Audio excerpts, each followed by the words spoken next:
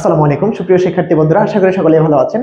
তো আমরা অ্যাবস্ট্রাক্ট অ্যালজেব্রাতে ভাবছিলাম যে অনেকগুলো থিওরি নিয়ে একটা ভিডিও লেকচার তৈরি করব, কিন্তু আমি এই সিদ্ধান্ত চেঞ্জ করছি। আমি চাইতেছি যে আপনাদের জন্য প্রত্যেকটা থিওরির আলাদা আলাদা ভিডিও থাকুক, প্রত্যেকটা ম্যাথের আলাদা আলাদা ভিডিও থাকুক।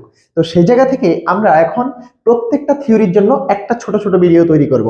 তো এখন আমরা যেটা পড়বো চ্যাপ্টার 2 এর, অর্থাৎ আপনাদের যে বইটা আমি পড়াচ্ছি সেটা হচ্ছে সায়েন্স ভিউ, সেটা 2 এর উপপাদ্য 1। এটা আপনাদের জন্য যথেষ্ট গুরুত্বপূর্ণ। 2023 সালে যারা পরীক্ষা দিবেন, 2023 পরীক্ষা যারা দিবেন তাদের জন্য এই উপপাদ্যটা অনেক বেশি গুরুত্বপূর্ণ, পরীক্ষায় আসার মতো একটা উপপাদ্য। তো আপনাকে বলা হয়েছে গ্রুপে বর্ণিত অবেদক উপাদান অনন্য। গ্রুপে বর্ণিত অবেদক উপাদান অনন্য, এটার মানে কি?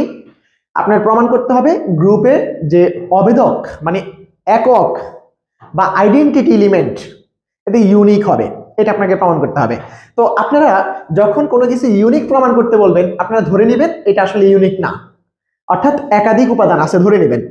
পরবর্তীতে দেখবেন আপনি যে একাধিক উপাদান ধরে নিয়েছেন সেই একাধিক উপাদান আসলে একই জিনিসকেই মিন করে, এটা আপনি দেখাবেন। তো আপনি আশা করি বুঝতে পারছেন। তাহলে আমরা ধরি যে গ্রুপে বর্ণিত, তাহলে গ্রুপ, এই যে জি একটা গ্রুপ, বাইনারি কম্পোজিশন হচ্ছে এটা। তাহলে এই গ্রুপের যদি সম্ভব হয় তাহলে অবেদক উপাদান আমরা ধরে নিই 2টি, বা এই জি গ্রুপের অবেদক উপাদান কয়টি? 2টি। তাহলে অবেদক উপাদান আমরা ধরে নিয়েছি 2টি, কি E1 এবং E2। তাহলে আমরা ধরে নিলাম কি এই জি গ্রুপের অবেদক উপাদান কয়টি? ধরে নিলাম হচ্ছে জি গ্রুপের অবেদক উপাদান 2টি, একটা E1 আর একটা E2। এবং আমরা এটা জানি for all A belongs to G, অর্থাৎ জি গ্রুপের সকল উপাদান এর জন্য আমরা জানি দেয়ার এক্সিস্ট, অর্থাৎ এই জি এর মধ্যেই অবশ্যই এ ইনভার্স বিদ্যমান থাকবে। এ ইনভার্স বিদ্যমান থাকবে জি এর মধ্যে, যেন এ composition A inverse equals to A inverse compose A equals to হচ্ছে অবেদক উপাদান ই, এটা আমরা জানি, রাইট? এখন একটু খেয়াল করেন, আপনি ধরেন যে E1 যদি আইডেন্টিটি হয় বা E1 অবেদক হলে আপনি লিখতে পারেন E1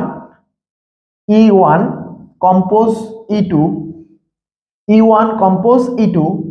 equals to E2 compose E1 equals to হচ্ছে E2। কেন? আপনি E1 কে ধরে নিয়েছেন অবেদক, রাইট? তো এটাকে আপনি 1 নং দেন, ঠিক আছে?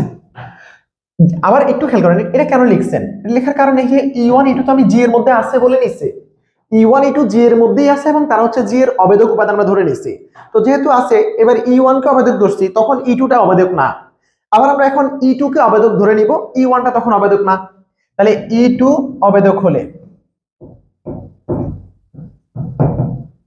তাহলে E2 যদি অবেদক হয়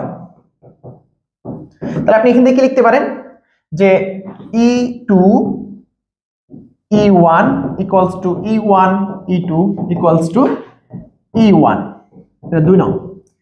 এখন আপনি দেখেন 1 নং ও 2 নং থেকে আপনি কি দেখতে পাচ্ছেন?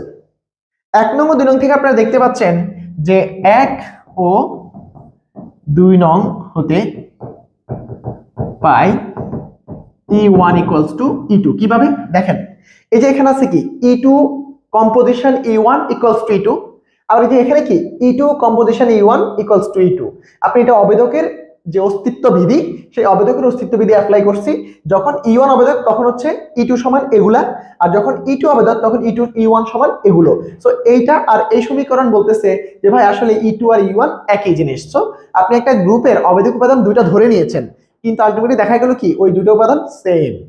সো এইটা উপপাদ্য প্রমাণিত হয়ে গেল। তো আমরা পরবর্তী পর্বে এর পরের উপপাদ্যটা নিয়ে পড়ালেখা করব।